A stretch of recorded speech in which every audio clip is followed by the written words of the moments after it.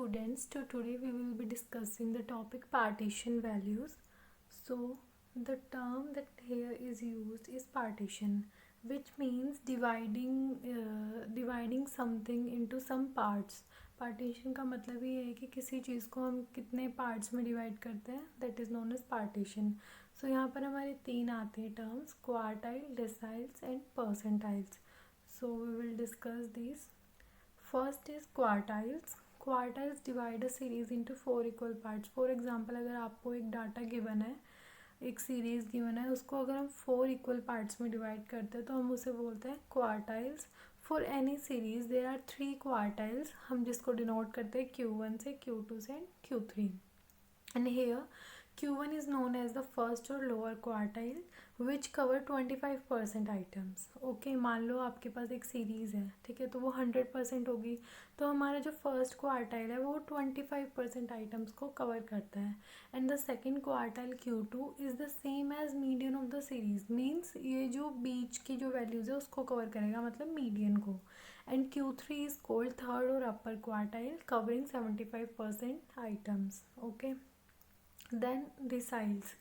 Deciles divide a series into 10 equal parts. ये एक series को 10 इक्वल पार्ट्स में डिवाइड करता है. For any series there are 9 deciles. किसी भी सीरीज के लिए टोटल 9 deciles होते हैं और जिसको हम डिनोट करते हैं D1, D2, D3, D4 up to D9. And these are called as, जैसे हमने क्वार्टाइल्स में 3 होते हैं हमारे क्वार्टाइल्स, तो उसको हमने डिनोट किया था Q1, Q2 एंड Q3 से. तो डिसाइल को हम डिनोट करते हैं, बोल सकते हैं first decile, second decile, third decile up to 9th decile. Okay. Then comes percentiles. Percentiles divide a series into 100 equal parts. Name से ही हमें पता लग रहा है ये 100 इक्वल पार्ट्स में डिवाइड करती है. मीन्स हमारे पास टोटल कितने परसेंटाइल्स आएंगे, 99 आएंगे किसी भी सीरीज़ के, तो उसको हम डिनोट करेंगे P1, P2, P3 up to P99. ठीक है. देन हम इनको और कैसे अच्छे से डिफाइन कर सकते हैं, वो यहाँ पे डेफिनेशंस गिवन है. सो जो हमने क्वार्टाइल, फर्स्ट क्वार्टाइल लिया था, the first quartile Q1 is the value which exceed 25% of observations and is exceeded by 75% of the observation.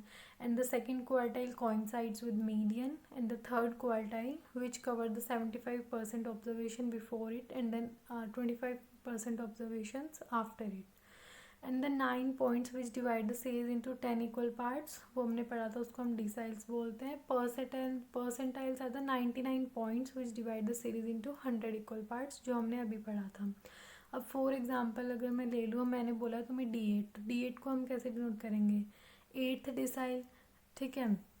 8th decile means 80% observations होंगी उससे पहले की. अब यहाँ पर हमने जैसे यहाँ पर हमने D7 लिया हुआ है, तो D7 द 7 डिसाइल है 70% ऑब्जर्वेशंस बिफोर इट.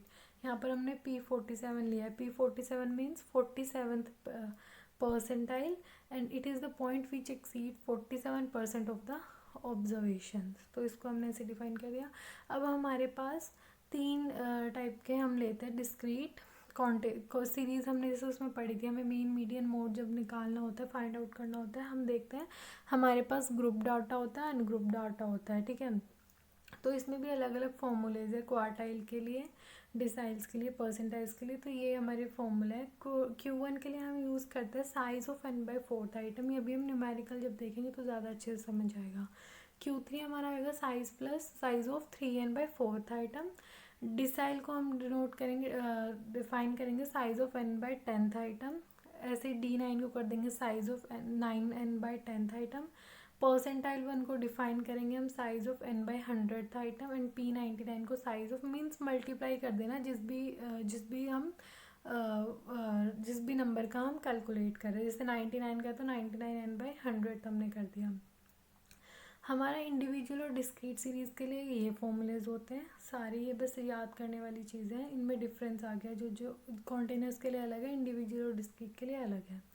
तो जैसे हमारे पास एक ये इंडिविजुअल सीरीज़ का डाटा गिवन है, हमारे पास n, इसमें टोटल ऑब्जर्वेशंस 11 है, हमें सीरीज़ दे रखी है x, तो हमें इसमें Q1 फाइंड आउट करना है. तो Q1 कैसे फाइंड आउट करेंगे, इसमें हमें बोला गया है Q1 में क्या था हमारा फॉर्मूला उसके लिए. हमारा फॉर्मूला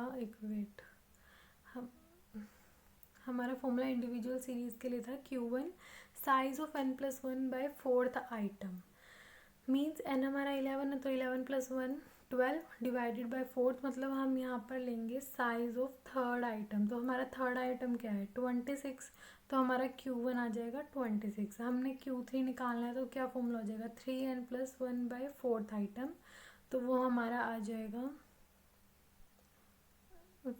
जाएगा साइज ऑफ नाइन्थ आइटम। तो नाइन्थ आइटम का साइज हमारा 60 है, तो ये हमारा यहाँ पे क्वार्टाइल 3 आ गया 60। देन हम लेते हैं डिसाइल्स निकालने हैं हमें, हमसे जो पूछा वो निकालेंगे। इसमें हमें क्वेश्चन में D5 और P25 पूछा है, तो D5 कैसे निकालेंगे, फॉर्मूला डायरेक्ट पुट करेंगे 5n+1 by 10th item equals to size of 5 n था हमारा 11+1 बाय 12 10th आइटम, तो हमारा आ जाएगा यहाँ पर साइज ऑफ 6th आइटम हम ले लेंगे। तो साइज ऑफ 6th आइटम क्या है 45, तो हमारा D5 की वैल्यू आ गई 45, ठीक है। देन हमसे पूछा था P25 मतलब 25th परसेंटाइल। तो 25th परसेंटाइल का फॉर्मूला क्या हो जाएगा, मल्टीप्लाई कर देंगे 25 इंटू n+1 बाई 100, तो 25 इंटू 11+1 बाई 100, तो हमारा आ जाएगा साइज ऑफ थर्ड आइटम जो कि हमारा है 26। तो यहाँ हमारा आंसर आ गया P25 26। तो ऐसे हम डायरेक्ट कैलकुलेट कर सकते हैं। अब हम इनको ग्राफिकली कैसे रिप्रेजेंट कर सकते हैं पार्टीशन वैल्यूज़ को, वो देखेंगे। तो पार्टीशन वैल्यूज़ तीन है हमारी, quartiles, deciles and percentiles. These can be located with the help of a curve that is known as cumulative frequency curve। जो हमने फ्रीक्वेंसी डिस्ट्रीब्यूशन में 4 टाइप्स के कर्व पढ़े थे, उसमें हमारा एक ये भी था cumulative frequency curve, जिसको हमने एक दूसरा नाम दिया था ओगाइव, ठीक है। तो अब हम इसको कैसे ग्राफिकल फॉर्म में रिप्रेजेंट करेंगे वो देखेंगे, ठीक है। तो हमारा जैसे कि डाटा गिवन है, इसमें हमें इस क्लास इंटरवल्स दे रखे हैं, नंबर ऑफ स्टूडेंट्स दे रखे हैं। तो सबसे पहले हम क्या कैलकुलेट करेंगे, ओगाइव हमारा, अगर याद हो आपको जो हमने फ्रीक्वेंसी डिस्ट्रीब्यूशन में पढ़ा था, तो क्या पढ़ा था हमने, लेस देन CF निकालते हैं, मोर देन CF निकालते हैं। तो लेस देन कम्युलेटिव फ्रीक्वेंसी जब निकालेंगे तो क्या होगा, ऐड कर देंगे। पहले फर्स्ट टाइम आएगी 4, देन 4 + 8 12, देन 12 + 11 33, 23 + 15 38, 38 + 12 50। ऐसे करके हमने सारे लेस देन निकाल लिए।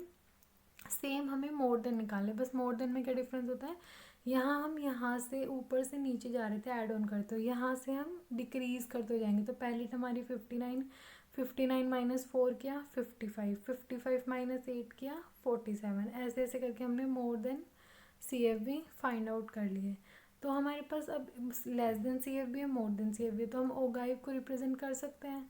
तो हमने ये ग्राफ बना दिया। हमारा जो ये ग्राफ आ रहा है, इधर ध्यान से देखो, यहाँ पे मैंने बताया था जब हम यहाँ पे, ये है हमारा मोर देन वाला, ये हमारा लेस देन वाला, जो लेस देन ओगाइव जो हमने टर्म्स अभी कैलकुलेट करी थी वो हमने बना दिया। जहाँ पे ये इंटरसेक्ट करते हैं, जो ये A पॉइंट है हमारा, इसको हम डिनोट करते हैं, A से जो हम डिनोट कर रहे हैं इसको हम बोलते हैं मीडियन, ठीक है। तो बस ऐसे ही इसको हम रिप्रेजेंट कर सकते हैं ग्राफिकली उसको परसेंट। अब इसमें पार्टीशन वैल्यूज़ को, तो अब इसमें बस ये यहाँ पर लिख रखा है कि कौन से वाई एक्सिस पे क्या चीज़ें ली हैं। अब इसमें हमें वैल्यूज़ को लोकेट करना है, Q1 को, Q3 को, या जो भी तुमने फाइंड आउट करी है। तो मीडियन को हम पहले कैलकुलेट कर लेंगे फॉर्मूले में वैल्यूज़ पुट करके। तो हमारा Q1 आ जाएगा ये, Q3 हमारा ये आ जाएगा, और इसको हम इसमें डिनोट कर देंगे ग्राफ में। जैसे यहाँ पर 22.50 डिनोट किया, 34.33, देन 45.21। बस ऐसे ही इसको हम रिप्रेजेंट करते हैं। So thank you. ये बस इसका मेजर्स ऑफ सेंट्रल टेंडेंसी का लास्ट टॉपिक था जो मैंने समझा दिया। Measure of central tendency complete हो गया है। नेक्स्ट वीडियो में हम पढ़ेंगे थर्ड टॉपिक जो है हमारा measures of dispersion. So thank you. Like, share and subscribe the channel if you like, and share to your friends also, and press the bell icon so that you can get notifications for the next videos. Thank you.